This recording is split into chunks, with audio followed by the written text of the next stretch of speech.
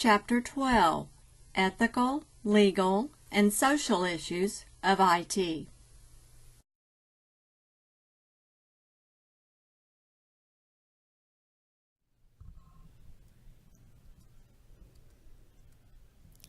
This is part 1 of 4, Ethics and Laws.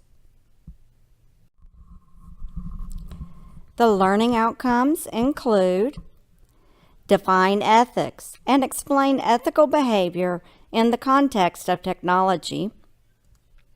Compare and contrast morals, ethics, and laws. Evaluate codes of ethics. Describe how ethics plays a role in decision-making in the organization. Let's start with the basics, something that's kind of difficult to define, but what is ethics? It's a set of beliefs about what you believe is right and wrong behavior, or what your profession, if you're looking at professional ethics. Ethical behavior usually conforms to generally accepted social norms, which may differ from country to country, culture to culture, location in the country to different location in the country, but generally accepted social norms. As we all know from personal experience, sometimes it's hard to do what may be considered ethical. If we look at another definition from the Business Dictionary, ethics is the basic concepts and fundamental principles of decent human conduct. Decent human conduct, the cultural norms or the accepted social norms for decent human conduct are going to vary. Universal values such as essential equality of all people, human rights, natural rights, obeying the law within reason, as long as you believe that the law is morally and ethically correct. If not, you need to find a way to try to change it. Concern for health and safety, and natural environment, concerns about keeping our natural environment in a good state for the future. So ethics is hard to define. It varies from person to person, but within your industry, within your cultural group, within all the different groups you may identify with, there are ethical, generally accepted social norms. Morals, ethics, and laws are related to each other, but distinctly different concepts. Morals are what I believe is right and wrong. And again, it's going to vary. Your morals may not be the same as my morals, and we may both have valid arguments. Ethics, then, are expected behavior by a certain group. So by your family group, by your cultural group, by any group you might identify with, by your professional colleagues, by your industry, by the medical profession, by the legal profession. It could be many different groups, and they all may have slightly different ethical behaviors. And then there are legal issues that you have to deal with, the law. And this is where the state says you can or cannot do this.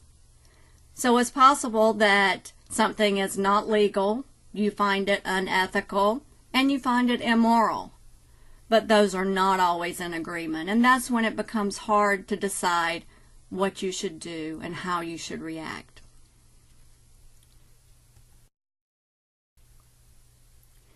Groups also come up with codes of ethics, and here I've just listed a couple that are related to the IT field. ISC Squared, ISSA, which is the Information Security Organization, and ACM, which is the most generally reputable, respected, and often discussed group within IT. It used to stand for Association for Computing Machinery many years ago. Now it just goes by ACM because it feels it is much more than dealing with machinery. ACM or any other professional groups gives you principles and core values that are essential to that profession. They're guidelines that are devised by these organizations, and they state how members of that group contribute to society and human well-being, don't harm others. Think about the medical profession. You've got the Hippocratic Oath, where do no harm is the first item, and that's pretty much do no harm is the first essential core principle of any code of ethics. Be fair. Don't discriminate among people, between or among people, groups, individuals. Honor other people's intellectual property, such as copyrights, patents, trademarks, trade secrets.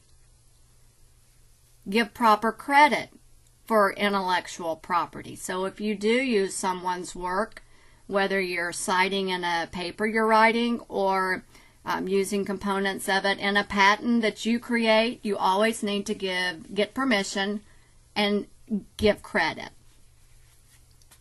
Do respect the privacy of others, including your customers. And if you say something's going to be confidential, make sure you do all you can to keep it confidential. Both your customers, your friends, whoever it might be.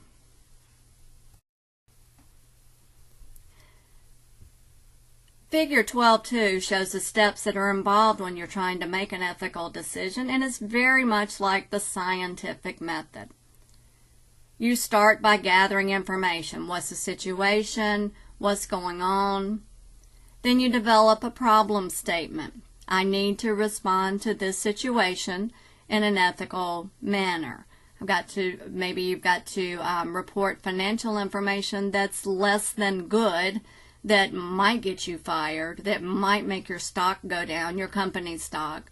But you've got to decide, how do I give out this information? You probably consult those people involved and any resources, so you may look at how within your industry financial reporting is typically handled. You may talk to your supervisors, your managers, whoever those might be. You may refer to trade resources within your industry. How do people react? And you might do some Google research. You then identify the options, how you might present the report. If you're a public company, you have some limitations and in the manner in which you report financial results. You then weigh your options. What should I do now? I've gathered all the information, I have conducted research, and now I need to decide what to do. So you make a choice. It should be based on an ethical solution to the problem that honors all laws and regulations that might apply, and that in some cases also follows your moral beliefs. Then you implement that solution. You publish the report using the technology you have available, review the results, see how people responded, see if there were any actions taken against you because of the manner in which it was presented, etc. And then you follow it again, continuously improving how you make decisions in an ethical manner.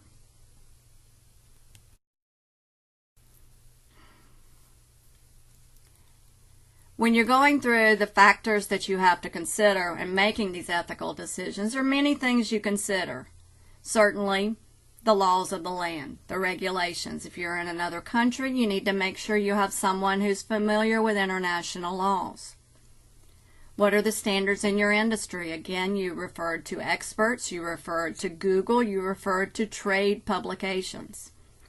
Does your organization have a code of ethics? And if so, what does it say? Are there certain norms for how people are rewarded in your organization? And if so, how do those match with your personal goals, your ambition to move up in the company, or to make more money, or to move to another location, or to change to another company? Is there a code of professional conduct that you refer to? And then what are your personal beliefs, your values, your morals?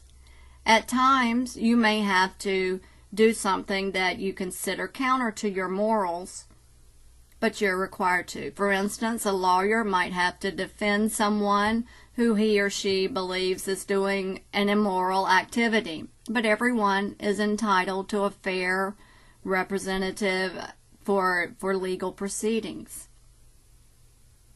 Or perhaps your company produces fossil fuels and you believe that we should go to green energy. You've still got to do no harm to the company. If you believe that strongly, you may have to find another job. To summarize, ethics refers to a set of beliefs about right and wrong behavior. We all have a different set of ethics based on our background, education, profession, country of origin, etc. All of the tribes that we are a member of. Morals, law, and ethics must be considered when making decisions. However, there are often conflicts and you have to make difficult decisions. Your organization likely has a code of ethics that you are required to follow. In addition, there may be codes of conduct based on your profession, and there may be laws or regulations that you must follow.